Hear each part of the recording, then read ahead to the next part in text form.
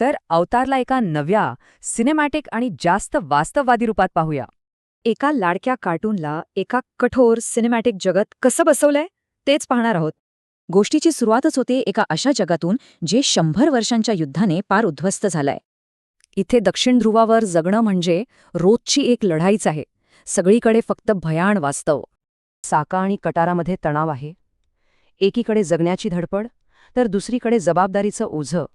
त्यांची नावं बर्फात फुटते आणि मग अडकल्यावर त्यांच्यातला सगळा राग बाहेर येतो. आणि कटाराच्या याच भावनिक उद्रेकातून तिची शक्ती जागृत होते आणि एक मोठा हिमखंड तुटतो. आणि त्यातून निघालेला प्रकाश थेट आकाशात जातो, जणू एका 100 वर्षांच्या शोधाला इशाराच.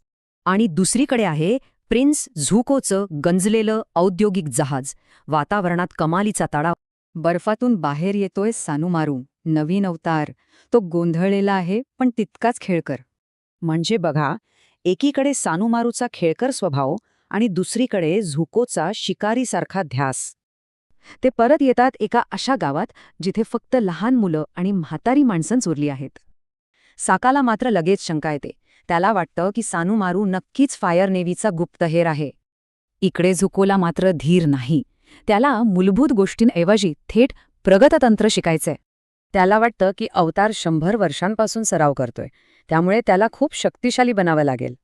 खेळता खेळता सानुमारू आणि कटाराला बर्फात अडकलेलं एक जुनं फायर नेव्हीचं जहाज सापडतं. आणि जहाजात गेल्यावर सानुमारूला भयानक सत्य कळतं. तो 100 वर्षांपासून गायब होता. विचार करा, ही जाणीव किती भयानक असेल. पूर्ण 1 शतक तो गायब होता. आणि तिथून निघताना नकळतपणे त्यांच्याकडून एक जुना सापळा कार्यान्वित होतो. त्या सापळ्यामुळे आकाशात एक सिग्नल फ्लेअर उडतो, जो त्यांचे ठिकाण उघड करतो. प्रिन्स झुको तो फ्लेअर बघतो. आता शिकार सुरू. 100 वर्षांचा शोध अखेर संपला. हे रूपांतरण एका मोठ्या संघर्षाची सुरुवात करते आणि एक प्रश्न उभा राहतो.